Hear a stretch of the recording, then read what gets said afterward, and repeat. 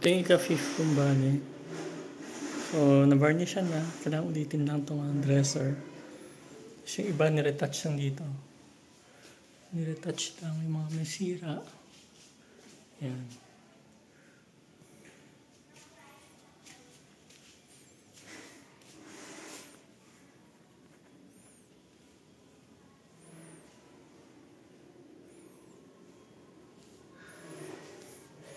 So, ito naman sa CR. Ito, totally inayos dito. So, pinturahan yung mga cabinet, drawer. Inayos yung mga sira.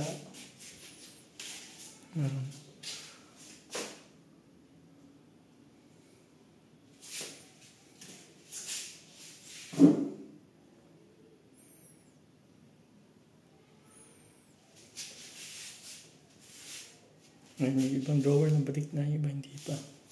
Pintuan, ganun din.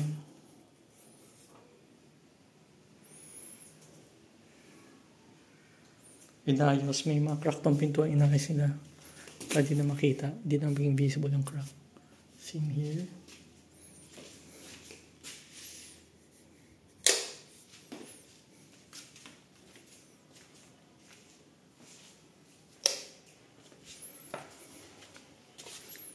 Ito naman sa masters. Kaya ayusin lang dito. Ito yung gamit dito. Kaya ayusin din.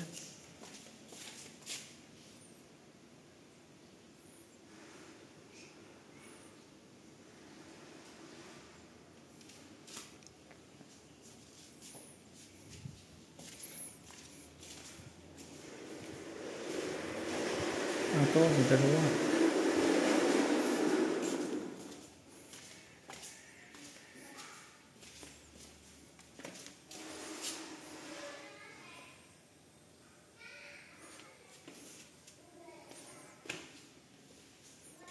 Tatlo.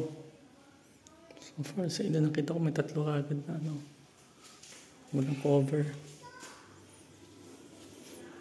So maliban sa walang cover, kailangan din butasan yung mga para sa mga picture frame.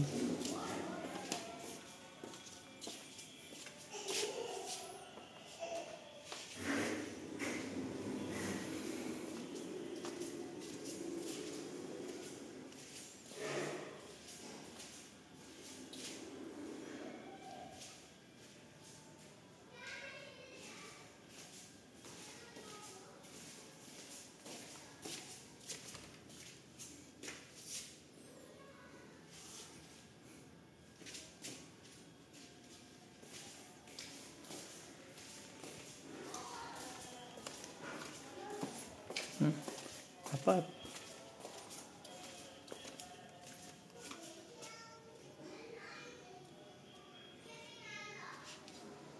Ba.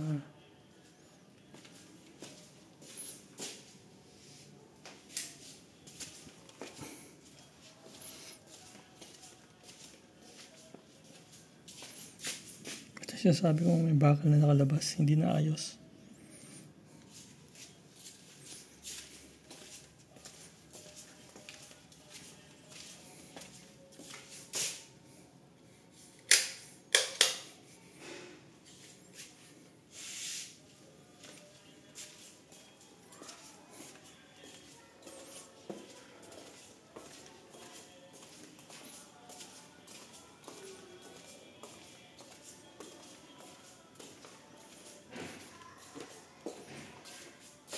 Tapos ito, yung sahig dito, malaking trabaho pa to. Sa sahig.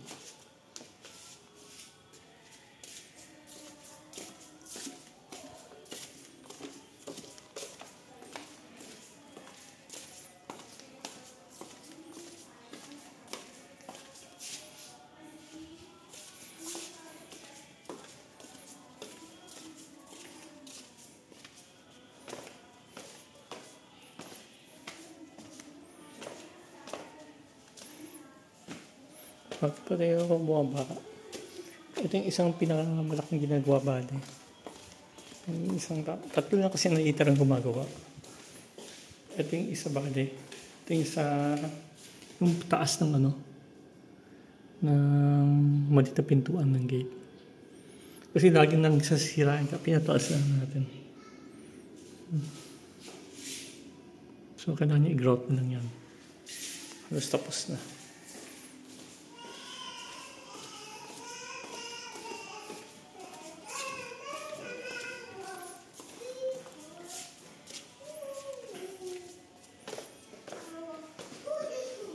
Ano naman yung ganan. Ayan, na-varnishan na ito.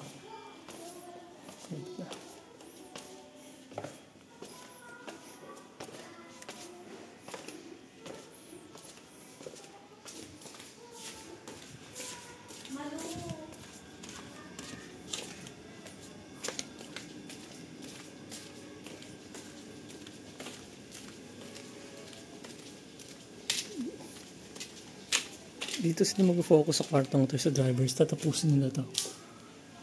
Yung mga nagpintura. Tapos yung sa labas. And then, ano na, mapahabol na. So, basically, patapusin this week.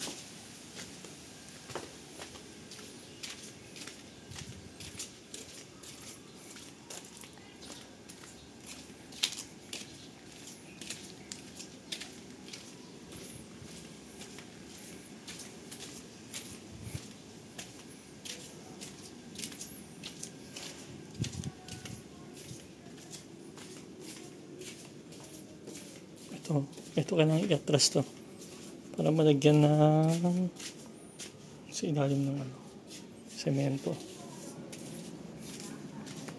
Yun ito.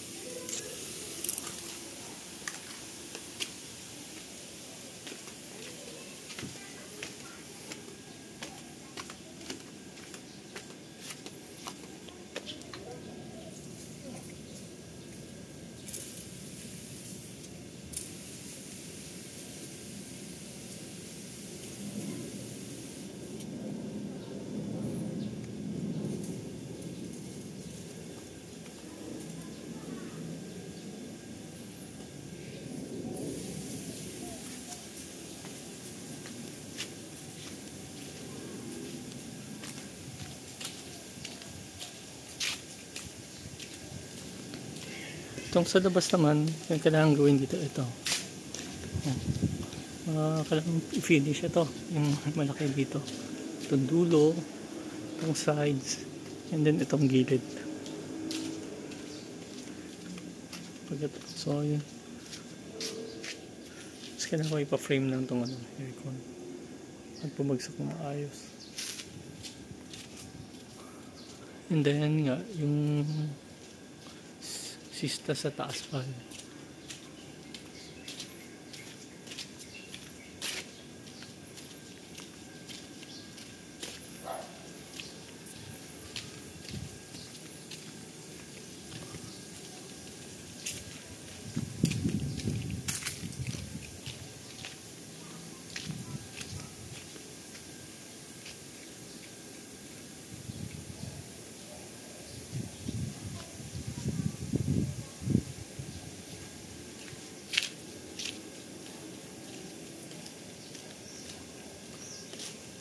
Dapat di na ito puputok.